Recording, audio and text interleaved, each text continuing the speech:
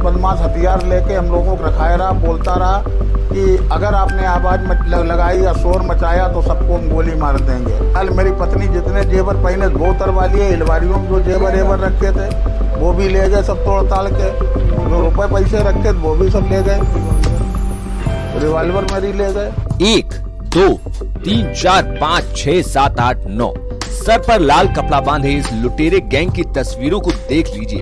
इन तस्वीरों को देखकर आप कहेंगे कि यूपी में तो अपराधी प्रदेश छोड़कर भाग चुके हैं, लेकिन ये लुटेरे घर के अंदर क्यों जा रहे हैं? लेकिन सच्चाई ये है कि प्रदेश में लुटेरों के हौसले इतने बुलंद हैं कि इस बात का अंदाजा घर में बिखरे हुए सामान को देखकर लगाया जा सकता है, जहां पर 1 दर्जन बदमाशों ने करीब 40 लाख की संपत्ति और रिवॉल्वर की लूट को अंजाम दिया। दरअसल बुधवार को देर रात कन्नौज की सदर कोतवाली क्षेत्र के यूसुफपुर भगवान मोहल्ले में रहने वाले विमलेश चंद्र तिवारी अपने मकान में परिवार के अन्य सदस्यों के साथ चैन की नींद सो रहे थे, लेकिन उनको नहीं पता था कि जो फिल्मों में पहले कभी दिखाया जाता था वो घटना उनके साथ हो जाएगी। तो हुआ ये कि बुधवार की देर रात करीब 1 दर्जन बदमाशों ने मेन गेट की बाउंड्री फांदकर उनके घर में एंट्री ली। उसके बाद उन्होंने घर के अंदर जाने के लिए किचन की खिड़की की ग्रिल को तोड़ा और घर के अंदर घुस गए। घर के अंदर घुसते ही बदमाशों ने घर के मुखिया विमलेश चंद्र तिवारी और उनके पूरे परिवार को असलहे की नोक पर लेते हुए एक कमरे में बंधक बना लिया, जिसके बाद बदमाशों ने करीब 1 घंटे तक इत्मीनान से लूट का उत्पात मचाया और 1 घंटे तक लूटपाट करने के बाद वहां से इत्मीनान से निकल गए।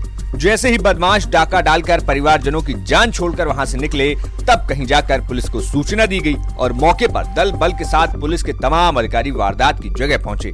वहीं जब हमने डकैती का शिकार हुए विमलेश चंद्र तिवारी से बात की तो उन्होंने बताया कि करीब 10 से 12 बदमाश देर रात घर में घुसे।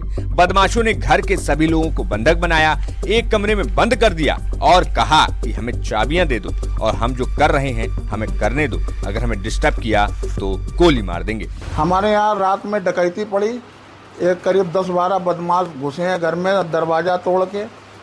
बाहर सीसीटीवी कैमरे में कैद है उनकी तस्वीर। क्या घटना का अंजाम दिया, किस तरीके से? हम लोगों को सबको किडनैप करके कमरे में लॉक कर दिया। एक बदमाश हथियार लेके हम लोगों को रखाया रहा, बोलता रहा कि अगर आपने आवाज लगाई या शोर मचाया तो सबको हम गोली मार देंगे, हमें चाबियां दे दो और हम जो अपना काम कर रहे हैं हमको करने दो, हमारे काम में डिस्टर्ब मत करना, अगर किया तो हम मार देंगे। और ये लोग अपने जो है अलमारियाँ तोड़ते रहे, सामान निकालते रहे। कल मेरी पत्नी जितने जेवर पहने वो उतरवा लिए, अलमारियों में जो जेवर रखे थे वो भी ले गए सब तोड़ ताड़ के, जो रुपए पैसे रखे थे वो भी सब ले गए, रिवॉल्वर मेरी ले गए।